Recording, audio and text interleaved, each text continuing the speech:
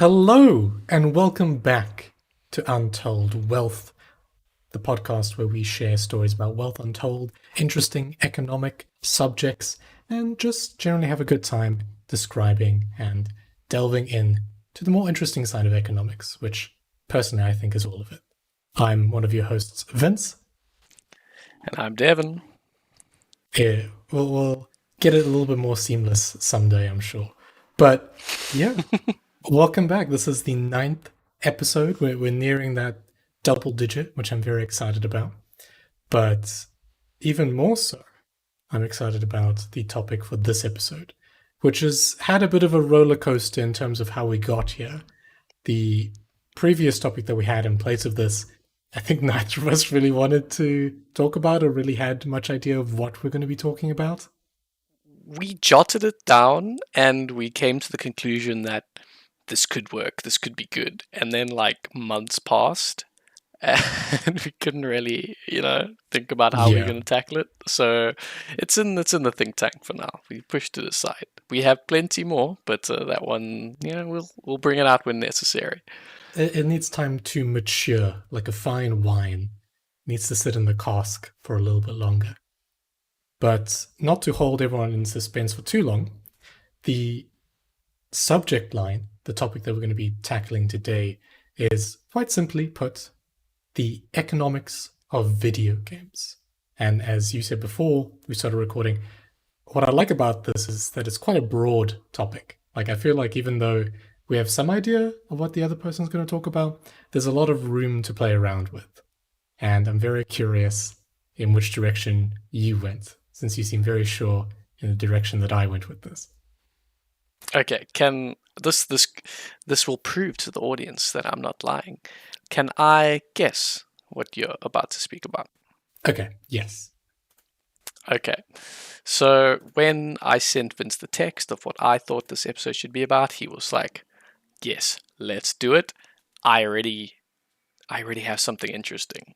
So I think you went to the infamous Eve Online scandal that took place.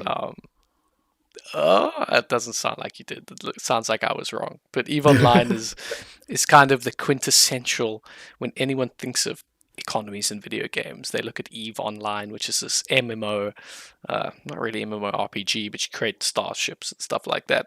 Really cool, apparently. Never played it, but it's almost a one-to-one replica of how stock markets and trading is today, with different markets. London Well, Exchange, Johannesburg Stock Exchange, things like that. So that's where I thought you were going to take it. and not to get too ahead of myself here, but I actually did tackle Eve Online. You were spot on. And let's just dive into it then. So, for the uninformed, even though Devon just did a beautiful example of what it is, Eve Online Thank is you, a thank you, thank you. MMORPG. So, like your World of Warcraft or RuneScape, that was released in 2003. And the game is kind of this galactic setting, so there isn't a single planet that the community interacts with, but an entire galaxy that players can explore, harvest resources from, and wage war against each other. And yeah, the main distinguishing feature that separates EVE Online from other MMORPGs that you might have heard of is the fact that the economy is entirely player driven. And what does that mean? Well, basically, in a typical MMORPG, your game world has players and NPCs.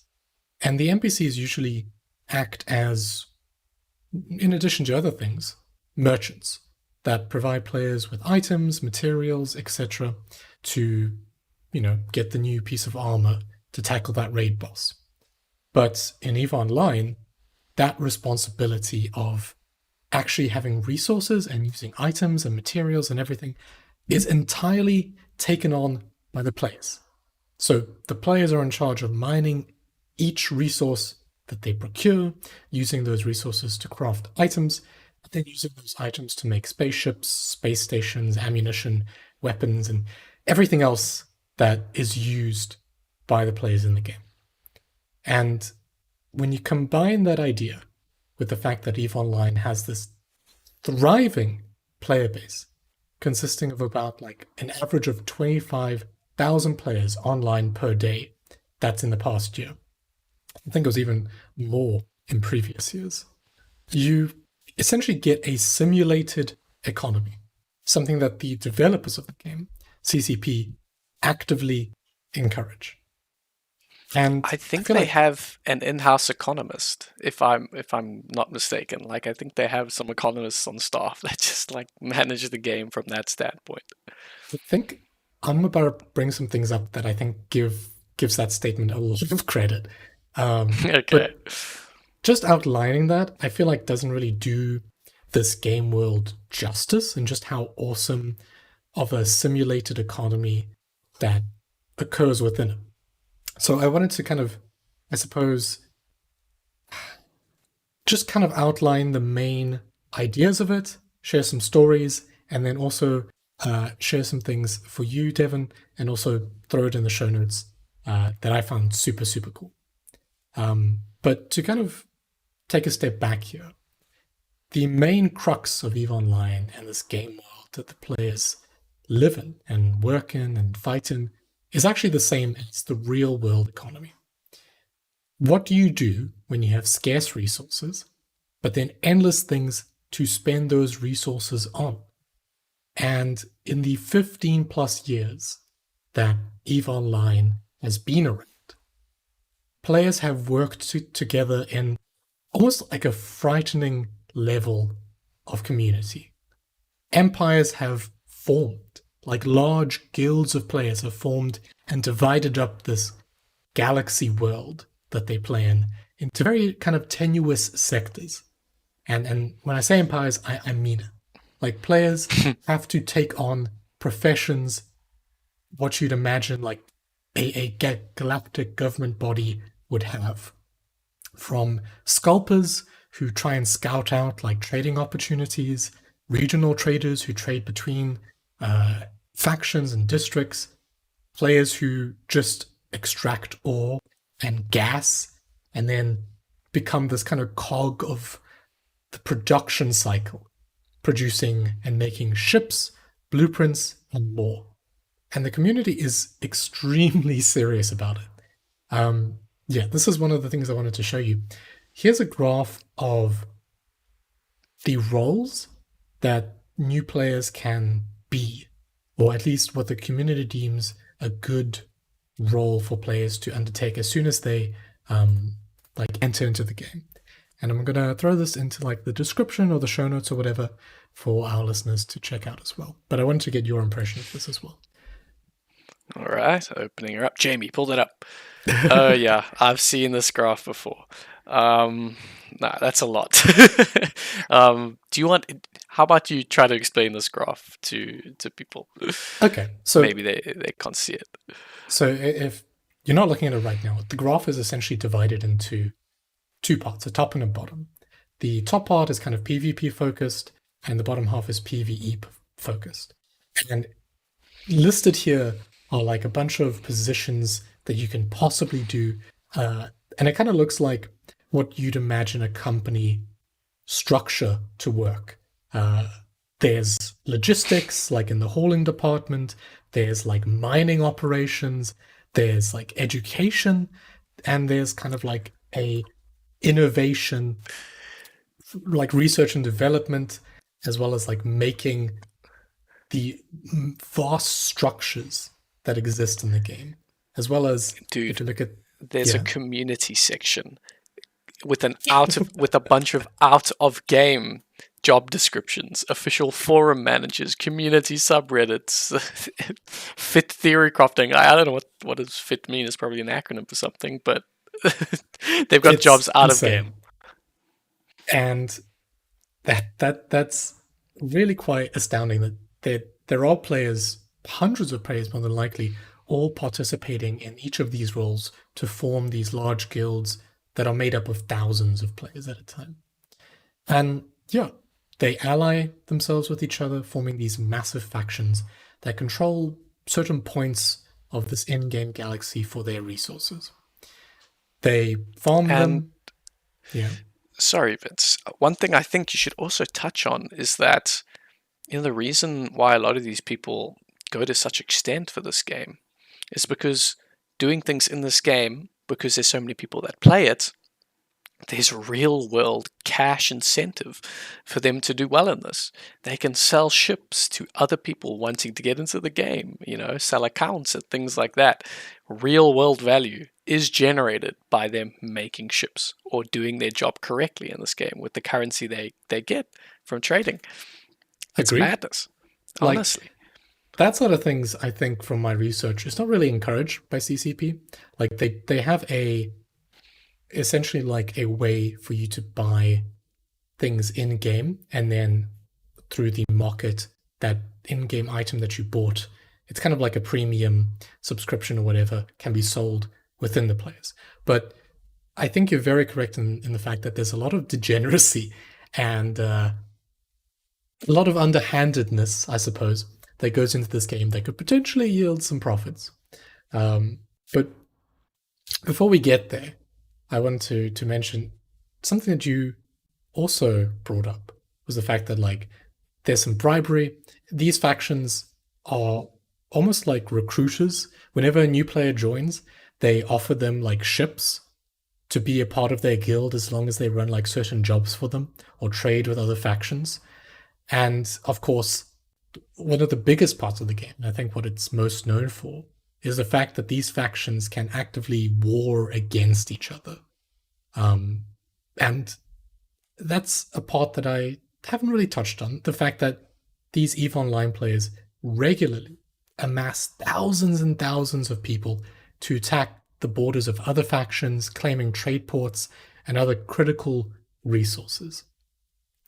But to kind of set your expectations, and I think kind of similar to the real economy, sometimes the ideas sound absolutely epic and awesome. But in part of this research, I checked out a few like EVE Online like streams on Twitch, and it's not really what you expect. It's a lot of like menus and like movements, and like you're not entirely sure what's going on, and it seems to be very slow paced. So battles in EVE Online, I think, are more like battles in Excel spreadsheets.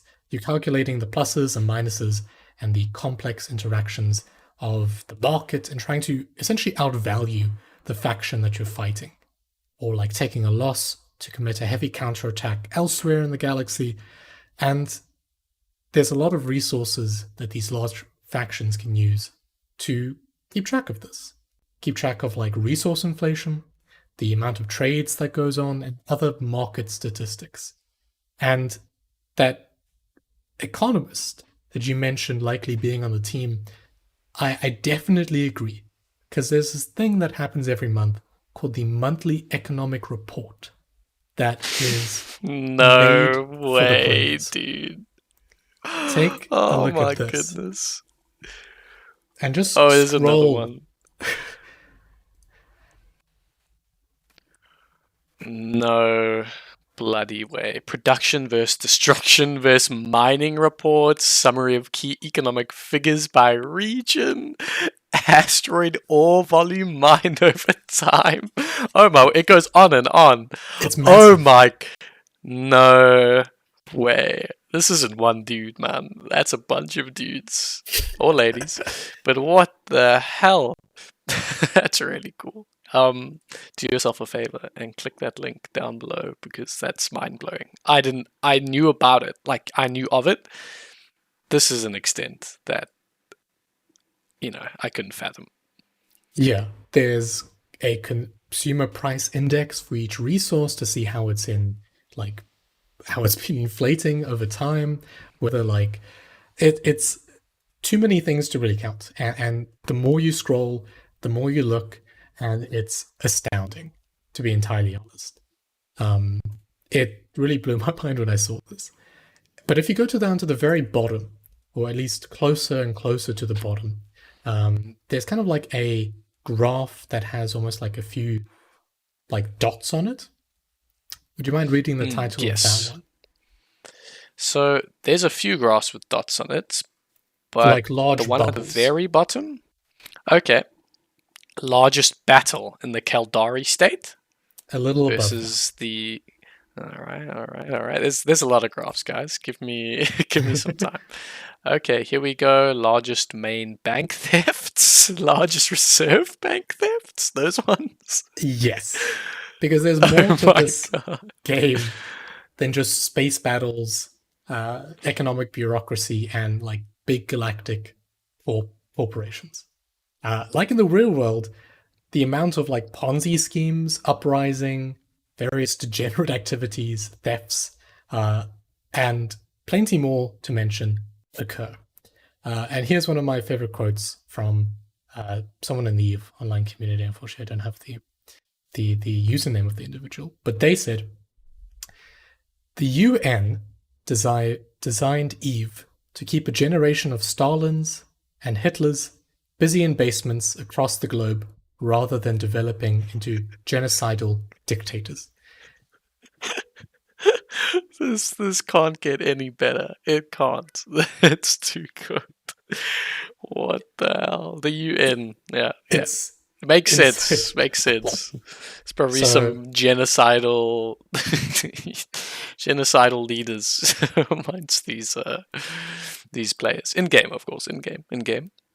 no, literally. I mean, there was a video I watched by I think it's Economics Explained or Economics Explains that briefly mentioned a like what he described as like a real life or an in-game Donald Trump, who was a leader of like this one faction, and there was a very silly video of him speaking somewhere at like with a Disney hat on, and he, there are like dictators in this game that it's a game world. You can do whatever you want, and I guess fair enough. But I also had a bunch of examples of like some fun events that have occurred throughout the lifespan of EVE Online that I found like super interesting and very kind of representative of what someone who might be listening and is interested in joining such a community might have to look forward to. So, yeah, you ready? Yes, I think I may have heard of two of these Okay. stories. One of them made big news.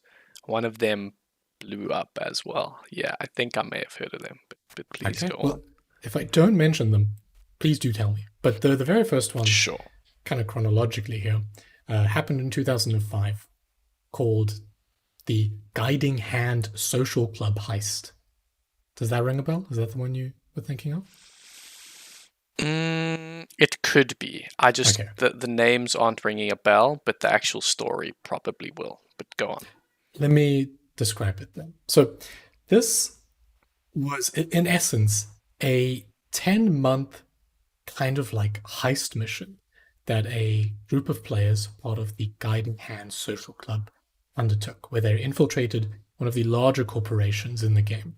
And throughout these 10 months, they first kind of brought themselves in as mercenaries and then slowly moved up in the positions within this in-game corporation until Yeah, this is the one I've heard of. they occupied like key positions.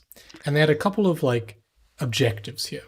But it kind of accumulated after this 10-month subterfuge where they isolated essentially what is the CEO of this large galactic corporation and blew up their ship, like hijacked their body, and then at the same time, the others who were part of the galactic corporation unloaded all of that corporation's reserves and then took it for themselves. And for key statistics here, they acquired about 200 billion ISK, which is the in-game currency, from this corporation. And now I tried to convert that into its like real world equivalent.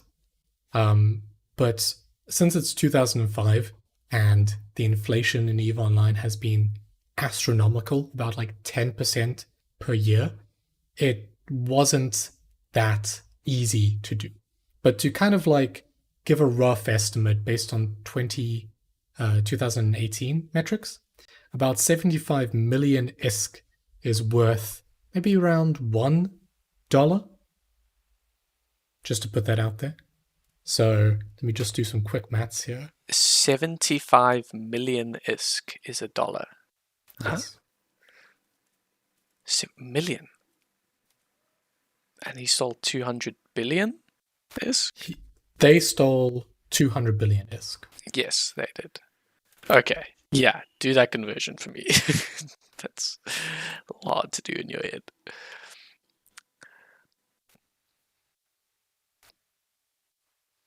Do you have it? Fine, I'm Pulling doing out it. the Sorry, I'm calculator. just like, I had a bit of a brain freeze moment. He's concentrating. He's concentrating, dude. That's what EVE Online does to you, man.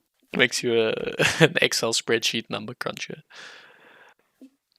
But while you're doing that, I had heard of this, but I thought it was just one dude. Like the real dumbed down version was one dude joined a corporation, worked his way up, and yes, there was obviously, a little bit of subterfuge, and befriended them and was really like real world mates with these people, meeting up with them in real life to get further up in the guild, and then somehow kicked the manager off his spot, or when everyone was offline and he had their requisite permissions to do stuff to their starships and assets, like he basically just like gave them away, gave them to the corporation he actually was aligned with, kind of thing. So you've shed some real world light to what actually happened.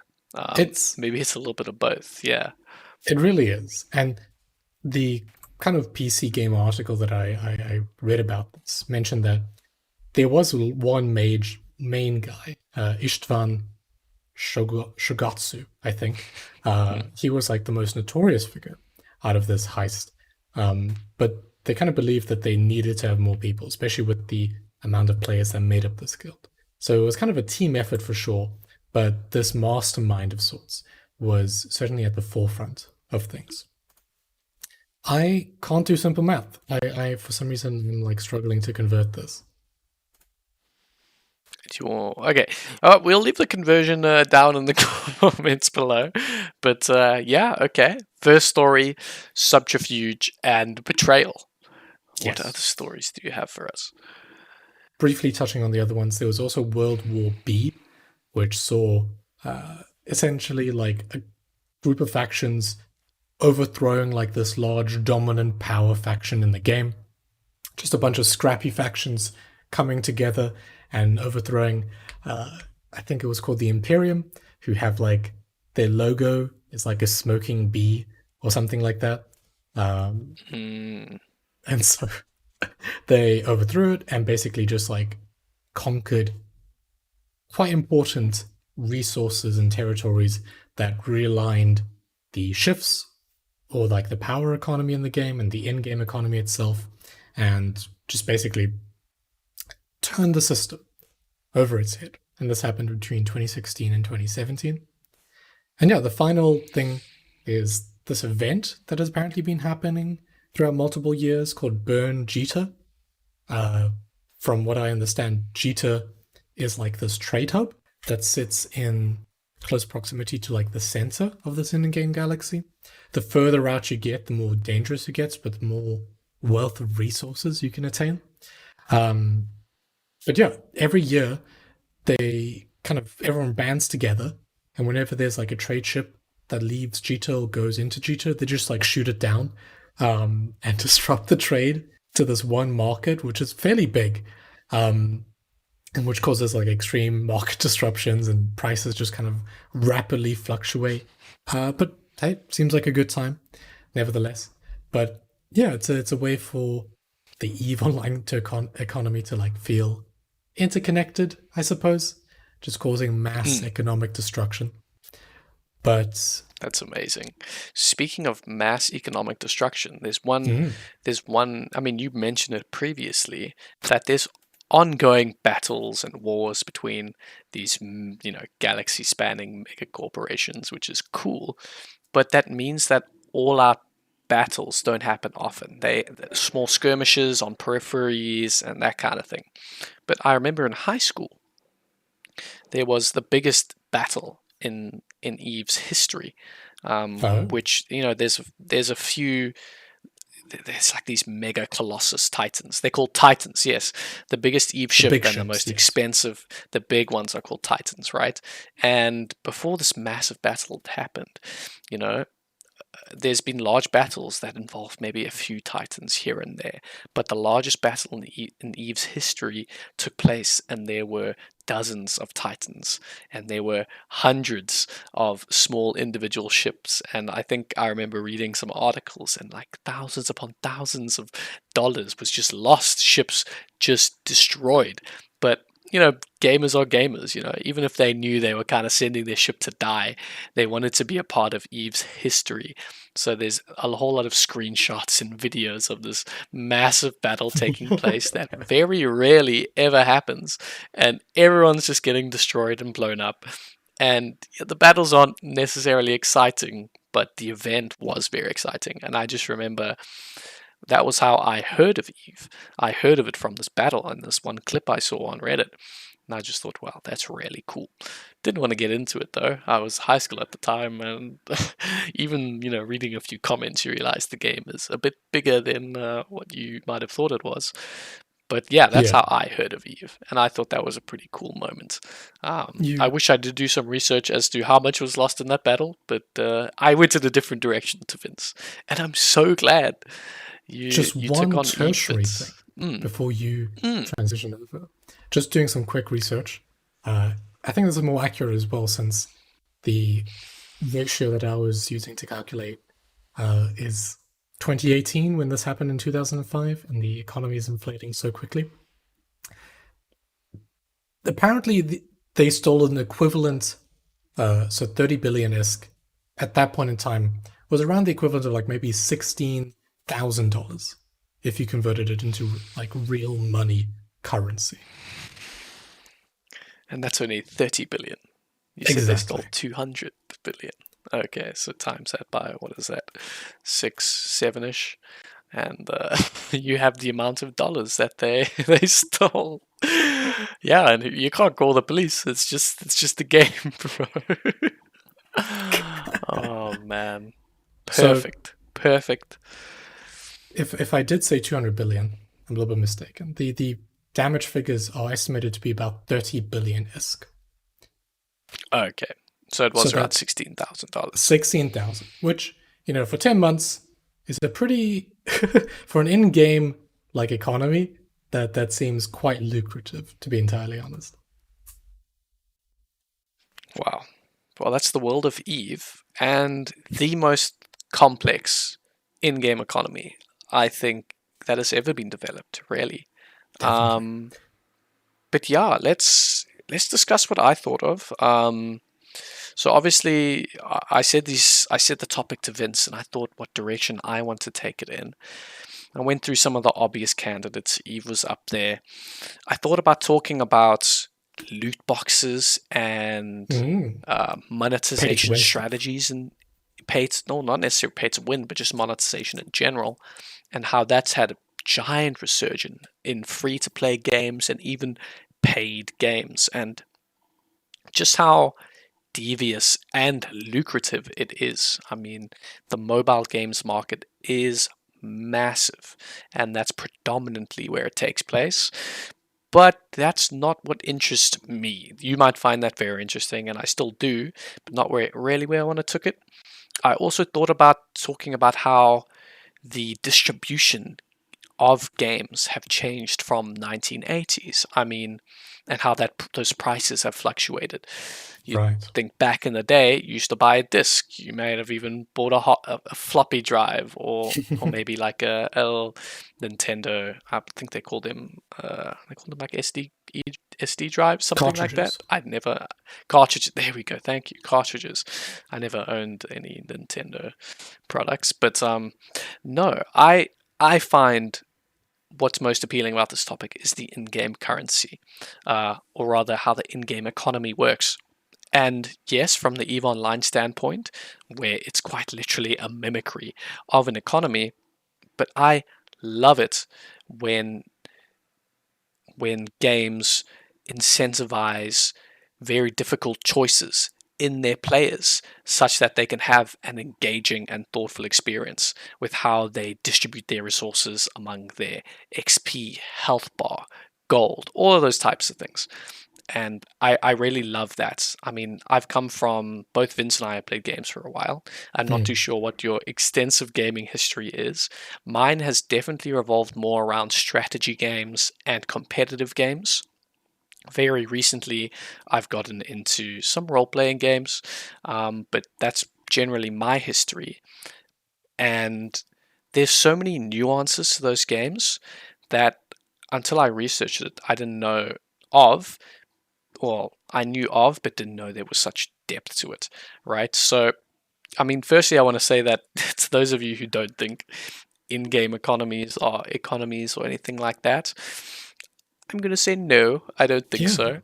Eve is obviously an extreme example, but economics is not a hard science. When you really think about it, it is a way of thinking. It's thinking in terms of trade offs, margins, and overall efficiency, right? And if you think of it from a developer's point of view when they're trying to make a game, what are they trying to do? They're trying to trade off your time to give you satisfaction. All right. Why would you buy the product if you're not going to be satisfied with what you're Right. doing within the product, right?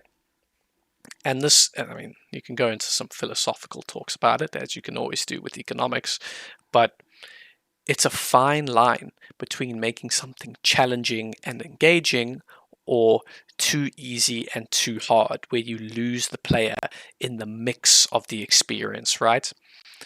For example, if you make it too, I'll come back to that. I'll come back to that a little bit. Okay. Okay. Little teaser. But yeah, so that's where I'm going with this part. I watched a long YouTube video from some game designers, specifically talking about the in-game economy that they've created in the past and things like that, and they've come up with some cute little anecdotes and places where they failed and that they had to revise what they were thinking, right? So let's go to Economy Game Design 101. This is the very basics. Let me get you up to speed, right? So when players are trying to make an economy in a game, they use a variety of different devices in their games. Okay, to name a few, there's taps, which give the player resources, right? Think if you are hunting boars on a mission in World of Warcraft, or you're using, you're mining minerals from an SCV in StarCraft, if you're CSing minions in Dota or League of Legends. Obviously, I know some of you might not know what that is, but there are taps in video games which give you resources. It might be killing monsters so you get XP. XP is a resource, health resource, and all of these things combined make up the economy of your game, right? So there's taps, give you resources. There's inventory, which stores the resources such that you can go to the next device called converters, which then make you better in some way. This either increases your efficiency or makes you look cooler, which is actually a very big aspect of video games that people don't appreciate. It can be monetized, which we'll also chat about. Make you tankier, but effectively, it creates a positive feedback loop when you take your resources to a converter. You can do what you were doing before better and face newer and better challenges, like as you progress through a game's story. Or if you think of a competitive online game, like you now have a distinct advantage over your opponents. So that's what converters are. And then lastly, there's drains. So these drains are kind of the player's risk factor. Right. They make the player feel a little bit of risk that they can lose resources, whether that be your weapons being damaged over the course of a game, or when you die, you have to wait to respawn, or when you die, you give your opponent gold. When you die, you lose units, you lose health, you lose items, things like that. These are all drains, which if you look at all of those devices that I've mentioned, they all function to do one thing, and that's to make you feel involved in the game. It's not like developers are making a drain to say, no, you must be punished for doing something wrong morally. They're saying, no, you're being punished because there's a more efficient way to do it. There's different play styles that you can utilize, for your own enjoyment. If you think about it, like, nothing is really fun if you don't stand to lose anything. And I know that sounds really weird, but No, yeah, that it's makes like total sense. if you live in an endless utopia, I mean, like, you're not gonna know the difference between what is good and what is bad, essentially. Very philosophical. Um, yeah, and there's different ways that designers do this, right? Before One you carry anecdote I on, came. I wanted to ask, kind of looking at it objectively now. So you got, excuse me, taps, inventory converters. Like what game and trends, yeah. What game, like in retrospect, do you think does this like really well, or has you personally like super hooked because of it? So it's analogous to every game. Every game sometimes doesn't have one or two, but Mm. can take League of Legends for an example. I play a lot of League of Legends. I was a semi-professional of League of Legends. But if you think of League of Legends, everyone loads into the game on the same playing field, right? And it's how you utilize the different taps at your disposal, farming minions, jungle camps, to killing enemy players or collecting objectives. You take the tap, you get the resources, store it in your inventory, and then you go to the shop, you make your character stronger, and when you battle it out, you die, you lose an objective. The drain is that you give the enemy money and you give the enemy time to get back in the game, kind of things. Yeah, So you can't it's respawn it's as well. yeah, so you've kind of proposed me an impossible question because it depends on the player to decide whether the in-game economy is good or not, right? Um, and and how I kind of like to describe it is that games gear their economies to. I think there's four different things, but I actually I listed three different things in my notes. The first is social games, right? Mm. All the taps and economy driven, all the different trade-offs and risk factors and efficiency is to a broader objective to have fun with people, to socialize. If you think of Among Us, there's different games like that, board games. That's all there so that you can socialize better. The entire experience is to have fun with others around you. There's competitive games like League of Legends. Like, I would find that feedback loop appealing because I play League of Legends, what I described earlier. Then there's also strategic games, right? Where StarCraft is a brilliant example. Different strategies and building orders, putting your miners on for different periods of time can completely change the game plan. And in StarCraft's point of view, the professionals have gotten so good at the game that different timings for when miners change from doing different things, from mining, uh, and to give you some context, at one time they might have 20 miners on one different vein or mineral source. If one of those miners is doing something else, they can immediately change their strategy because they know that they've taken one miner off. They don't need it for that resource. They're going and mining something else, or they've That's hidden it insane. somewhere else, and are building a different structure. Um, you know, and that comes from their wealth of knowledge, right? But those are kind of those are the intricacies of game design, which are very rarely ever spoken about and appreciated, because there's always been games that you load into and you feel like something is missing. My choices don't really matter. It's too easy, so the time I invest into it, it feels too easily given. I'm going to move on to something that challenges me a bit more, right? Mm. Or it's too hard. Why would I waste 20 hours trying to get one item when this other game respects my time and makes me feel involved in this process of growing as a player and its community? So I want to talk about some different ways that that companies have tried to balance themselves or balance their in-game economies. Do you have any ideas or any stories yourself of this might maybe happening in games you've played, Vince? So the question is, have I heard of games where the economy, like these resources or like these elements of game design, have not been implemented well, or something like that? Is that what Well, you're asking?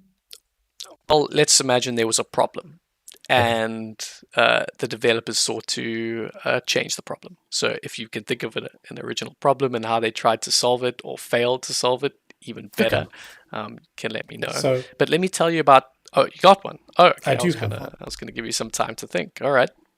For months and months, there's been a class in a card game that I've been playing called Hearthstone that has been consistently like under 45% win rate. Hearthstone, for those who don't know, is a card game that allows you to build certain decks and face off against other classes based on World of Warcraft's characters and spells and all that. And the game design team have continually tried to boost and bolster this class warriors' tools and the resources that they have by buffing the cards that they have, lowering their costs, making their abilities more powerful. But at the same time, with each expansion that they've released, each more powerful tool that they added to warriors' class, they added more and more powerful tools to the other classes that have been outshining whatever warrior has gained with these expansions. So after months and months and months and reassurances that this class that people do enjoy playing because it's more of a kind of control playstyle has been really done dirty, and I feel quite strongly about it because it's one of my favorite classes to play. Yeah. So you're kind of describing power creep to a certain extent, and this is a phrase Yes. that's used in competitive gaming environments, especially. It's kind of like resource inflation, but relative, but like power of something relative to others, right? One Mm-hmm. thing gets a lot more powerful than others, or even better, sometimes the entire structure of the game changes. It becomes fast paced because with every new patch and push out and card developed and item changed, character changed, the game becomes faster. That's something called power creep. So you said the game was for every other hero. It was getting a little bit more inflated towards them, and they were leaving the poor warrior players out to dry. Is that kind of what Yeah. you were saying? There's Yeah, power I mean, creep overall, but asymmetrically, to where the other classes are mm, just being power crept a lot more quickly and not to the same like level. okay, cool. That's from the heart, That really is. and a very good example, as well. I have one from a single player game that I know you and I have played, called The Witcher 3. Oh yeah. This Yes, this is quite a funny example. Okay. The Witcher is a role-playing game, single player, and one of the starting areas in The Witcher 3 is called White Orchid. It's a starting area. It's supposed to get you used to the game's mechanics. Doesn't really matter what they are. However, in the starting area, there are 6 cows in a meadow. All right, and you might know where this is going. When the game first released, these cows respawned every day. The game has a mechanic where you can just press the T button and meditate, wait 24 hours, and then you can kill the cows again, right? And this was Mm. obviously a bit of a cheap and tricky way to get a bunch of money because you can just take the resources that the cows give you, milk, leather, and then you can take them and sell them, and you make yourself a quick profit at the very beginning of the game, which the devs didn't quite like because they want you to go and explore other facets of the game, explore different ways for you to earn money more efficiently or in a more fun way. Like, that's not really fun for anyone involved. So what they did is they called it in the patch, they called it the bovine. Oh shoot, I can't remember what it's called now. Kind of like the bovine protection act or something like that, where if you kill 6 cows in White Orchid, they spawn this massive boss monster to come and kill you. And I just thought that was so fun. That was just a fun way of patching it, essentially. Yeah. It didn't actually work though, which is Oh, the really? hilarious part, because players got quite good at killing the very high level boss, which also dropped very high level loot that sold quite well. So it didn't actually fix their initial, this initial Issue, tap in their yeah. economy that was being exploited, right? I found that quite funny.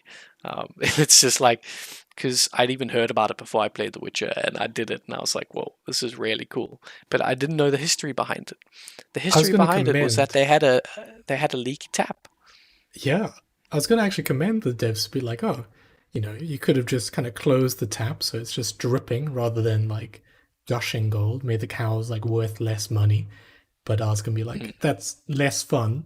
They're just introducing a fun challenge to the players. But, I suppose the fact that they can like kill it, even with continued effort, kind of counteracts that. But nevertheless, it's such a fun way to counteract like a flaw in their own game design.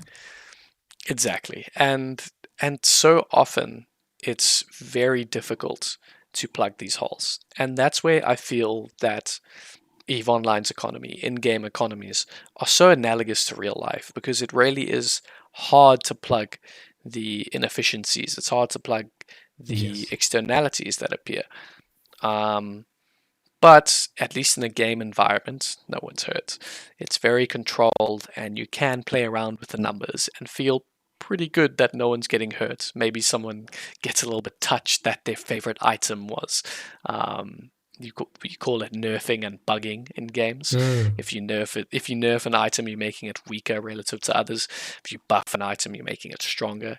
You see how it goes, but they can tweak things on their end and feel pretty confident that if it doesn't work out, they can revert it, or they have a solid amount of data to go to when they do. Yeah, man, and that's game design from an economy standpoint. It's especially prevalent in competitive games where people really want to squeeze out the most efficient build process way of tackling situations that you can possibly get. And a great example is the speedrunning community. right. Speedrunners will do anything to complete a game in the fastest amount of time, or the lowest amount of time, fastest amount of time, lowest Both amount of work. time. Yeah, and there's Least. different Yeah. categories. I mean, they even talk about glitchless or glitched runs, any percent runs, where they will quite literally use the game's mechanics against it to bug the game out, give them infinite movement speed, or any variety of glitches that could happen in a game. But yeah, I mean that's the economics of video games, Vincent. And I'm so glad we both touched on the in-game economy, because that means we can talk about monetization later. Because you can bet that if there's any strife, someone is going to say, "Hey, here's something that can alleviate your strife. Here's something Right. that can help you mine a little bit quicker. Here's something that'll save you a little bit more time so you can wear that cool getup that your friends are wearing in the same game." Um, but yes, do you have anything to add, Vince? A couple of things. On your topic as Hmm. a whole, like I think there's obviously a lot of complexity in the fact that this economics of game design isn't just for one player in mind specifically. Sure, like League of Legends might have a particular type of player in mind when they create their game, but for games like The Witcher, I think you have a broad spectrum of players, such as the player who's just there for like the story and just wants to have fun in this rich world, to the players who want to speedrun. And I think it's very complicated for like game designers to create an economy that can cater to both kinds of players. Mm. And I It's think also it's that's also dangerous. It's dangerous. Maybe they extremely. don't want too many eggs in too many baskets, because then the quality of their overall product decreases, and nobody wants that. Um, but yes, everyone, that was episode 9 of Untold Wealth. thank you so much for listening. And it really is true that time flies. I was about to say at the beginning of the podcast that I had forgotten what episode it was. And when I listen to podcasts, I think, how are they forgetting their episode? It's what they do. But I forgot what episode number it was. Truly a testament to how much fun it is doing these episodes for you all. Yes, and if you have any suggestions, you have anything you'd like us to speak about in the future, if you have any comments, tell us about EVE Online. Tell us about your favorite in-game economies down below. And please make sure to rate us 5 stars on whatever you're listening to us on. This has been Devon from the Untold Wealth crew. Oh. And Vince there. We're going to get it right one of these days. Thank you so much for playing this game with us all this time. We'll see you next time. Bye-bye.